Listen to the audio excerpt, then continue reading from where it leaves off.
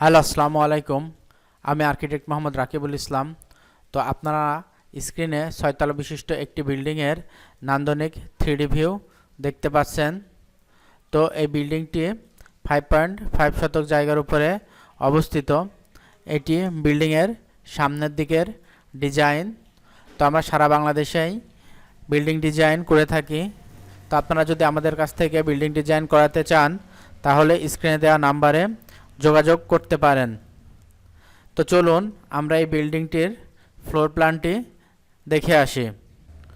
তো এইটি বিল্ডিংয়ের ground floor plan. তো এইটা বিল্ডিংয়ের এন্ট্রি। এখানে একটি গ্যারেজ আছে এবং এই পাশে 2টা বেডরুমের একটি ইউনিট রয়েছে। এখানে একটি টয়লেট আছে, একটা বারান্দা আছে, এখানে একটি কমন টয়লেট আছে, একটা কিচেন আছে এবং এখানে একটি বড় ড্রয়িং রুম আছে। ড্রয়িং রুমের সাথে একটি টয়লেট আছে এবং একটি বারান্দা আছে।